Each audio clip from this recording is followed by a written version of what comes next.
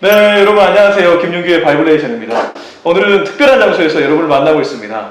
여기는 서울 관악구 낙성대역에 있는 한사람 교회라는 곳입니다. 제 옆에 계신 분은 너무 잘생기셨죠? 강도사님이신데 이 교회를 담임하고 계신 분입니다. 우리 잠깐 자기소개 한번 들어볼까요? 네, 안녕하세요. 네. 저는 서창희 강도사입니다. 한사람 교회를 담임하고 있고요. 2016년에 개척을 해서 2016년요? 네, 지금 한 5년 차 정도 지나고 있습니다. 5년 차? 네, 이 2호선 서울대 입구역에 있다가 지금은 낙성대역에 지금 있고 함께 전체 성도분이 약 70분 정도 70명요? 네, 함께 모여서 예배하고 있습니다. 5년쯤 되셨는데 성도님들이 70분? 네. 그러면 강도사님 지금 신대원을 졸업하신 지가 얼마 되지 않았잖아요. 네. 그러면 신대원 입학하시면서 개척하신 거예요? 맞습니다. 제가 16년에 입학을 했고요. 네. 입학 합격 통지를 받으면서 네. 이제 첫 예배를 드리게 됐습니다. 네. 와, 이거 일반적이지 않거든요. 네. 여러분 대부분의 신학생들은 신학대학원 입학하면 어떤 교회 가서 교육전사로 사역을 시작하는데 우리 서창이 이제 강도사님이신데 강도사님은 전도사, 신학대학원을 입학하자마자 개척을 하셨나요? 혹시 그 이유가 있으실까요? 개척을 너무 하고 싶어서 그렇게 한 건 절대 아니고요. 그렇군요. 네. 개척에 대해서는 네. 한 번도 생각을 해보지 않았는데 네. 평신도로서 제가 그 전도사 되기 전에 네네. 3년 정도 직장 생활을 했었습니다. 근데 직장 생활할 때 그리고 그 전에 평신도로서 군대나 대학교에서 전도했던 여러 친구들이 한 교회를 다니고 있었어요. 근데 이제 그 친구들이 예배에 오고 이렇게 챙기고 케어하고 하는 것을 제가 직장인으로서 평신도로서 감당을 하고 있었는데 전도를 좀 더 많이 하고 싶다라는 여러 생각 속에 신학교를 입학해야겠다, 신학대학원을 가야겠다 생각했는데 만약 그렇게 되면은 제가 섬기게 되는 교회의 비전이나 또 사역의 방향에 따라 제가 거기에 집중해야 되잖아요. 그렇죠. 그러다 보면 기존에 전도했던 분들을 못 챙기게 되는 일들이 벌어지기 때문에 그러면 어떻게 할까 고민을 하고 있던 차에 주변 분들이 그러면 작게나마 시작해보고 이 성도들을 계속 섬기고 전도를 하면 어떠냐라는 영혼을 챙기는 어쩔 수 없는 상황 속에서 작게 시작하게 됐습니다. 네. 그래도 쉽지 않은 결정이었을 것 같아요. 왜냐하면 아무리 그래도 개척을 한다는 것은 삶의 현실에 맞부딪히게 되잖아요. 어떠셨어요? 그런 부분을 생각 안 하셨어요? 저도 제가 지금 경영학과를 졸업했는데요. 아주 그래요? 삶에 부딪히는 부분들을 당연히 이제 계산도 하게 되고 또 걱정도 하게 됐습니다. 네. 제가 그래서 2016년 뭐 5년 전이면은 제가 지금 88년생 33살이거든요. 33살. 네. 그리고 33살이신데 지금 70명이 다니는 교회 담임이십니다. 네. 그렇게 대단한 건 아니고 네, 26, 27 이때쯤 이제 개척을 한 건데 개척을 하려고 할 때 마지막으로 저희 부모님께서 말씀을 하시더라고요. 한 5년만 더 벌면 안 되겠냐. 그러니까 부모님들은 더 현실적이시죠. 네, 아니 그러니까 이게 현실적으로 훨씬 더 안정적으로 좀 리스크를 줄여가면서 사역을 할 수 있지 않겠냐 조언을 주셨고 이게 전혀 뭐 세속적이라기보다는 분명한 이제 뭐 조언을 주신 것이죠. 그래서 저도 마지막에 고민이 조금 됐는데 결정적으로 그냥 시작하게 된 이유는 만약에 이 길을 계속 갈 거라면 더 늦게 시작하는 것도 바람직한 건 아니다. 그리고 마지막 질문이 그거더라고요. 안정적인 날이 과연 올까? 5년이 지나면 정말로 안정적이 될까? 그 질문에 있어서 아니라고 생각을 했거든요. 걱정은 끝이 없고 그러면 어느 정도 준비가 되었을 때 이 길을 계속 간다면 일찍 시작하는 게 좋다라는 판단 속에 어렵지만은 시작해보게 됐습니다. 그러셨군요. 얘기를 들으면서 드는 생각 중에 하나가 강도사님이 개척하게 된 게 절대 뭐 내가 개척을 해야 되겠다는 어떠한 소명의식보다는 내가 그 전에 챙겼던 영혼들에 대한 관심과 그 영혼들에 대한 책임으로 개척을 하게 되었다. 이게 좀 핵심 포인트 같아요. 맞습니다. 그러니까 하나님은 지금도 영혼에 대한 마음으로 개척하는 분들에게 확실히 열매를 주신다는 생각도 제가 가지게 됩니다. 그러면 5년 만에 이렇게 70분이나 성장하게 되었잖아요. 많은 분들이 개척을 하지만 개척 필패라는 말도 있거든요. 전도 필패, 개척 필패, 전도 절벽, 개척 절벽 이런 말들이 있는데 이 와중에도 개척하려고 하는 분들이 있을 것 같은데 네. 그분들에게 강도사님만의 어떤 메시지를 주실 수 있다면.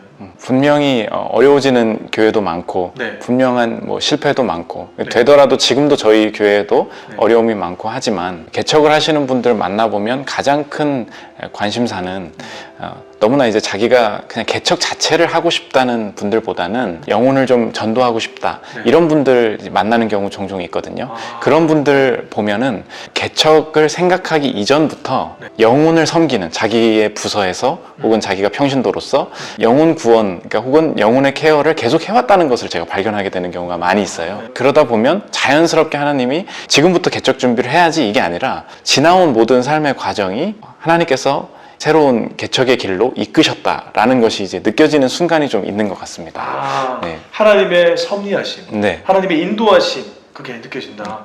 그래서 네. 뭐 추가적으로 말씀을 드리면 네, 네. 개척을 하고 싶어서 개척을 목표로 달려가면은 정말 필패인 것 같고요. 왜냐면 개척 자체가 우상이 된 분들을 저는 참 많이 봤습니다.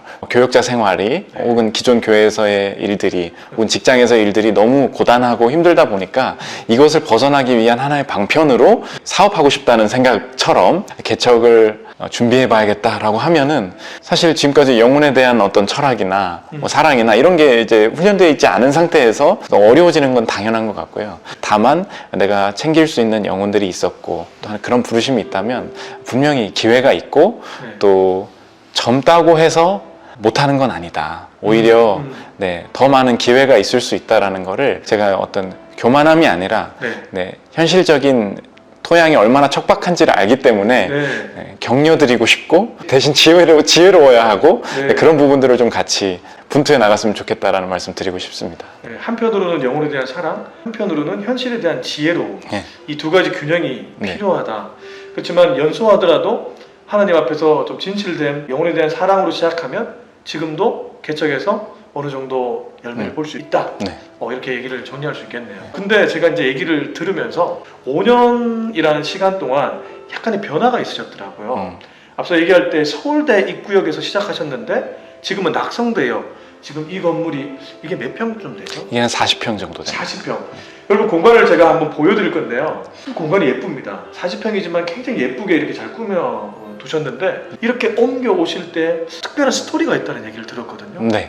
그 얘기 잠깐. 예. 처음에는 저희가 보통 개척교회가 시작하면 미자립교회라고 하잖아요. 네. 요즘 이제 소망을 담아서 미래자립교회다. 미래자립교회. 이제 그렇게 네. 많이 말씀을 하시는데 네. 보통은 개척교회가 시작할 때 금전적으로나 사람으로나 네. 부족하다 보니까 미자립으로 시작을 하는데 저희는 사실 처음에 디자인할 때 처음부터 자립이어야 된다. 라는 뭐 철학, 전략 뭐 그렇게 생각을 했습니다. 대부분 개척을 하면 믿음으로 보증금과 뭐 월세를 과하게 지불하면서 인테리어 하면서 이제 들어가게 되는데 도시, 특히 저는 이제 서울에 있으니까 도시에서는 그게 훨씬 더 위험한 일이라고 생각을 했고요. 성도들도 그만큼의 헌금을 젊은이들이 많은데 자신의 인생을 쌓아나가는 과정에서 그런 과한 헌금을 할 일도 없을 것이다 생각을 했습니다. 그래서 처음부터 이라는 말이 무슨 뜻이냐면 저희는 보증금과 월세를 주고 들어가지 않고 대관을 시작했습니다. 대관? 예, 카페 대관을 시작했는데 주일만 쉬는 카페를 3시간만 주일에 빌렸어요. 얼마 정도? 네, 그랬더니 한 달에 15만 원. 15만 원? 네. 굉장히 현실적으로 괜찮은. 그렇죠. 네. 그러면은 교역자가 만약에 개척하기 전에 뭐 파트타임으로 일을 하고 있다 하더라도 자신의 수입으로도 사실 월세처럼 감당해낼 수 있는 구조잖아요. 그렇죠. 그리고 이제 몇 명 아름아름 모인 이 성도들이 저를 포함해서 11조를 적립하기 시작했습니다. 몇 개월 전부터. 정말로 크게 헌금하시거나 부자가 있다거나 그런 개척, 뭐 후원받은 개척, 분립 개척 정말 아니고요. 네, 그러니까 저는 이제 그 말씀을 드리고 싶은데 자립해서 시작을 했고 그 자립이라는 거는 돈이 많아서가 아니라 비용을 줄이고 쉽게 말하면 가성비. 수입과 지출, 교회에서 나가는 지출이 최소한의 사례를 포함해서 똔똔이라는 말을 쓰지 않습니까? 네. 그렇게 해야 장기적으로 지속 가능하다라는 판단을 했고 다행히 그 방향성이 잘 맞아서 그렇게 시작해 나갔습니다. 그래서 월세가 40만 원 좀 올라가고 조금 그런 과정을 거치면서 성도들도 전도하고 하면서 20, 30명, 40명 규모로 커졌었죠. 서울대 네. 있고 여기서 40명까지 네네. 이렇게 40명, 50명 이제 그렇게 됐었습니다. 그러니까 네. 한 15만 원에서 40만 원의 월세를 가지고 네. 계속해서 적립하면서 네. 이제 왔으니까 네. 처음부터 자립이라고 하면 자립일 수 있겠죠. 앞으로 개척을 생각하시는 분들도 기존의 어떤 보증금 월세 개척 방식보다는 처음에는 정말 지혜롭게 네. 금전적인 부분에 대해서도 이렇게 네. 준비를 하시면 탄탄하게 좀 지속 가능한 네. 개척을 하실 수 있지 않나 생각이 됩니다. 그러면 이 공간으로 이제 새로운 공간으로 이동을 하게 됐는데 네. 한번 성전을 이동한 거잖아요. 네. 이동할 때 특별한 도움을 경험하셨다고 들었는데 맞습니다. 그 스토리 한번 얘기해 네. 주시면 어떨까요? 이제 4, 50명 이제 네. 모여가고 있는 와중에 자녀를 출산하는 사람도 생기고 부부 가정도 오시고 하면서 도저히 거기가 음악 연습실이었거든요. 네, 잠오실도 없고 너무 열악했습니다. 이제 옮겨야 되겠다 네. 생각을 하고 있던 차에 대관하고 있는 건물에 네. 건물 주인분께서 저희 대관 사업을 하시는 그 연습실 사장님한테 교회가 대관을 하고 있는 것을 알고 아무 이유 없이 교회만은 대관을 해주지 말아라. 일방적으로 그냥 통보를 해주신 거예요. 그러니까 다른 일반 연습하는 사람 뭐 다 되는데 교회만은 해주지 마라. 이거 사실 그러면 안 되거든요. 사업자 마음인데 안 된다고 하는 바람에 이제 작년 겨울에 그냥 쫓겨나게 됐습니다. 이야. 그렇게 돼서 네. 물론 이제 적립금이 있으니까 네. 그러면 이제 우리가 학교를 빌려야 되나 네. 새로운 곳에 이렇게 보증금 월세로 들어가야 되나 고민을 하고 있던 차에 제가 장학금으로 지원을 조금 받았던 서울광염교회 그 담임 목사님이신 조연산 목사님께 조연산 목사님. 예, 네, 네. 이 소식이 좀 알려지게 됐습니다. 그래서 이 소식을 듣고서는 원래 더 어려운 네.